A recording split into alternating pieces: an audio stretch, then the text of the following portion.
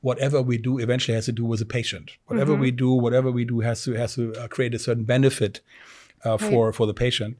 And that's what Wilhelm Herbst started with 135 years ago, this mission that we have for 135 years, that didn't change. With all these technological changes that we had, all these things that Jonathan already talked about, this core value remains the same for 135 years. And I think that's very important. And again, I tell the story every new staff member, and they should know that's what we do. And everyone at BEGO, no matter where they work in the accounting, sales, or wherever they work, each of them plays a certain role in fulfilling this kind of mission for BEGO until today. I love how you tie everything back to the patient. We try to do that here at Glidewell too. While it might just look like a crown to you or a smile to you that you're restoring, it's somebody's grandmother, it's somebody's wedding that they're going to, it's somebody's graduation.